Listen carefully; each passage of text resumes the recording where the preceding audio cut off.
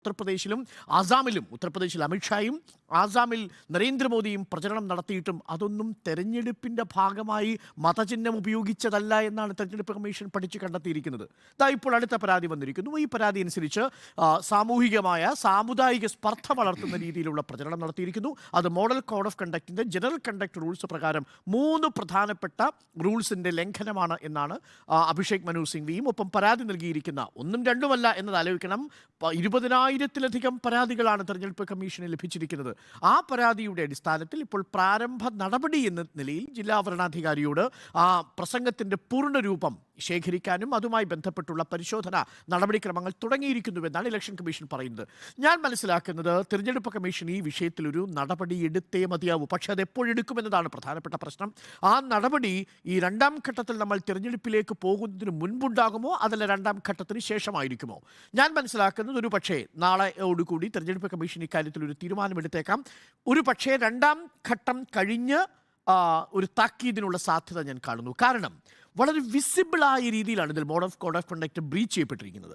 എങ്ങനെയെന്ന് നമ്മൾ കഴിഞ്ഞ 2 ദിവസങ്ങളായി ചർച്ച ചെയ്തതാണ്. അതിൽ ഈ ജനറൽ കണ്ടക്ട് റൂൾസിൽ പറയുന്നത് പോലെ സാമുദായിക സ്പർദ്ധ വളർത്തിയിട്ടുണ്ടോ? ഉണ്ട്. കാരണം വളരെ കൃത്യമായി മുസ്ലിം കമ്മ്യൂണിറ്റിയെക്കുറിച്ച് പരാമർശിക്കുന്നു.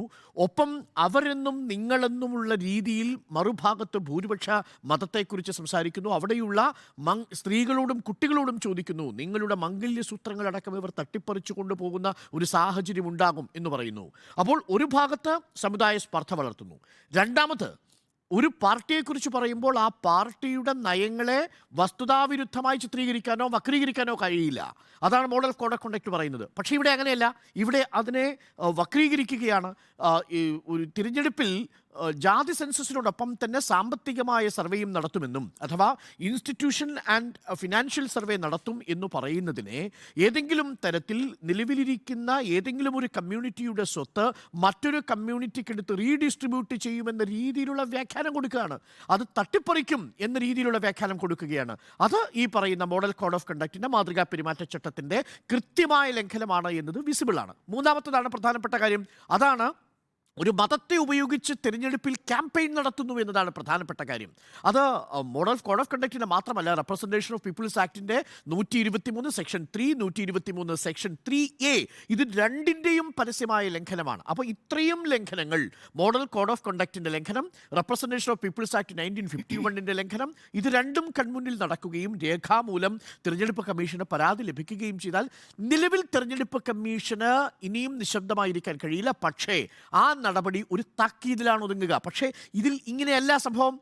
രൺദീപ് സുർജേവാലയ്ക്കെതിരെ എന്താണ് ആ പരാതി വരുന്നത്? അമിത് മാളവ്യ രൺദീപ് സുർജേവാല നടത്തിയ പ്രസംഗം എക്സിൽ ഷെയർ ചെയ്ത് അതിൽ നിന്നാണ് പ്രചോദനം ഉൾക്കൊണ്ടുകൊണ്ട് പരാതി വരികയും ആ പരാതിയിലാണ് ഇലക്ഷൻ കമ്മീഷൻ വളരെ പെട്ടെന്ന് നടപടിയെടുക്കുന്നു. 48 മണിക്കൂർ എല്ലാ ഫോറങ്ങളിൽ നിന്നും മാറ്റി നിർത്തുകയാണ്.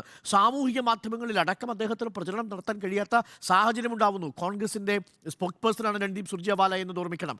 അപ്പോൾ അത്തരത്തിലൊരു നടപടി ഉണ്ടാവില്ല. പഠിച്ചു കഴിയും. പഠിച്ചതിന് ശേഷം ഒരു താക്കീതിൽ അത് വരാനാണ് സാധ്യത എന്നാണ് ഞാൻ മനസ്സിലാക്കുന്നത്. അതും ഒരു പക്ഷേ 2ാം ഘട്ടം കഴിഞ്ഞതിന് ശേഷമായിരിക്കും വരിക. കാരണം പോളിംഗ് ബൂത്തിലേക്ക് പോകുന്ന ഈ 102 മണ്ഡലങ്ങളും 88 മണ്ഡലങ്ങൾ വളരെ നിർണായകമായ മണ്ഡലങ്ങളാണ്.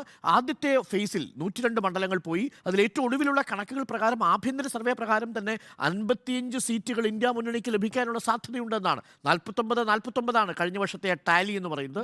അവിടെ ഇന്ത്യ മുന്നണിക്ക് മേൽക്കൈ നേടാൻ സാധിക്കും 1ാം ഘട്ടത്തിൽ എന്നാണ്. 2ാം ഘട്ടത്തിലും ഒരുപക്ഷെ ആ രീതിയിലുള്ള വലിയ രീതിയിലുള്ള ഒരു മുന്നേറ്റം കാഴ്ചവെക്കാൻ കഴിയുമോ? അതിനിടയ്ക്ക് ഏതെങ്കിലും തരത്തിൽ നരേന്ദ്രമോദിക്കെതിരെ ഒരു താക്കീതുമായി തിരഞ്ഞെടുപ്പ് കമ്മീഷൻ വന്നാൽ എന്താ സംഭവിക്കാൻ സാധ്യതയുള്ളത്? ഇതിലൊരു വലിയൊരു പ്രചരണം നടന്നിട്ടുണ്ട്. നമ്മൾ സാധാരണ ഈ വാട്സപ്പിനെ കുറിച്ച് പറയാറുണ്ട്. വാട്സപ്പ് ഒരു എക്കോ ചേമ്പറാണെന്ന് പറയാറുണ്ട്. ഈ പ്രസംഗത്തിൻ്റെ ഇമ്പാക്റ്റ് ഈ കൊച്ചു കേരളത്തിൽ ഇരുന്ന് നമ്മൾ പറയുന്നതിനും 10 മടങ്ങായി കഴിഞ്ഞു. ഈ പ്രസംഗം പല രൂപത്തിൽ എഡിറ്റ് ചെയ്യപ്പെട്ട് വാട്സപ്പ് വീഡിയോ ആയി രാജസ്ഥാനിലും ബീഹാറിലും ഉത്തർപ്രദേശിലും വ്യാപകമായ രീതിയിൽ പ്രചരിച്ചു കഴിഞ്ഞു. എവിടെയാണ്? സാമൂഹിക മാധ്യമ കൂട്ടായ്മകളിൽ, കുടുംബ സദസ്സുകളിൽ ഒക്കെ ഇത് പ്രചരിച്ചു കഴിഞ്ഞിരിക്കുകയാണ്. നിങ്ങളുടെ മംഗല്യസൂത്രം എടുത്തുകൊണ്ട് പോകും കോൺഗ്രസ് അധികാരത്തിൽ വന്നാൽ എന്നതാണ് ആ പ്രചരണത്തിൻ്റെ ടാഗ് ലൈൻ തന്നെ. എന്ന് പറഞ്ഞാൽ ആ വാട്സപ്പ് സമൂഹങ്ങളിലെ സന്ദേശത്തിന് ആധികാരികത നൽകിക്കഴിഞ്ഞിരിക്കുന്നു. തെരഞ്ഞെടുപ്പ് കമ്മീഷൻ പാലിക്കുന്ന ഓരോ നിമിഷത്തിലെ മൗനവും അതിന് കൂടുതൽ ആധികാരികത നൽകും. അതിങ്ങനെ കാട്ടുതീ പോലെ പടർന്നുകൊണ്ടേയിരിക്കും. ഇന്നിപ്പോൾ മറ്റൊരു പ്രധാനപ്പെട്ട വാദം കൂടി നരേന്ദ്രമോദി ഉയർത്തിയിട്ടുണ്ട്. അത് ഇൻഹെറിറ്റൻസ് ടാക്സിനെ കുറിച്ചുള്ളതാണ്. എന്താണ് അതും വസ്തുതാവിരുദ്ധമായ കാര്യമാണ് പറയുന്നത്. സാമ്പിത്രത ഉദ്ധരിച്ചാണ് പറയാൻ പോകുന്നത്. ഏതെങ്കിലും തരത്തിൽ കോൺഗ്രസ് അധികാരത്തിൽ വന്നാൽ നിങ്ങളുടെയും നിങ്ങളുടെ കുഞ്ഞുങ്ങളുടെയും സ്വത്ത് കോൺഗ്രസ് എടുക്കുകയും ടാക്സ് ചുമത്തുകയും ചെയ്യും. പറഞ്ഞിരിക്കുന്ന വാചകം എങ്ങനെയാണ്? ജീവിച്ചിരിക്കുന്നവർക്കും മരിച്ചവർക്കും ടാക്സ് ഏർപ്പെടുത്തും കോൺഗ്രസ് അധികാരത്തിൽ വന്നാൽ. എന്താണ് യഥാർത്ഥത്തിൽ വസ്തുത? എന്താണ്? 1985 ഈ ഇൻഹെറിറ്റൻസ് ടാക്സ് അഥവാ എസ്റ്റേറ്റ് ടാക്സ് എന്ന് പറയുന്നത് രാജീവ് ഗാന്ധിയുടെ കാലത്ത് അവസാനിപ്പിക്കുന്നത്. അത് അവസാനിപ്പിച്ചത് നാഷണൽ കോൺഗ്രസ് ആണ്. പക്ഷെ പിന്നീട് ഇരു മുന്നണികളിലും പെട്ടവർ ഇൻഹെറിറ്റൻസ് ടാക്സിനെ, എസ്റ്റേറ്റ് ടാക്സിനെ വലിയ പ്രീതിയോടുകൂടി സമീപിക്കുന്നത് നമ്മൾ കണ്ടു.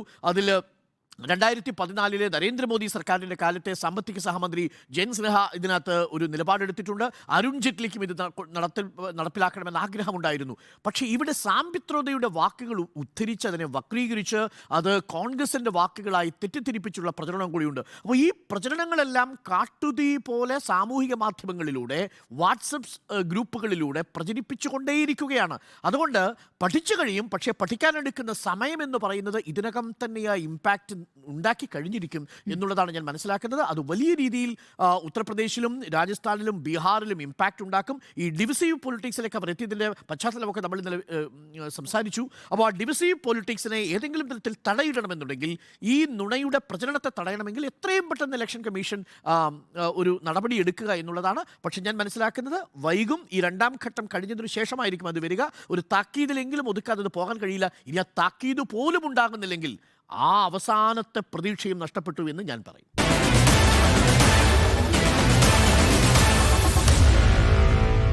Meet the editors.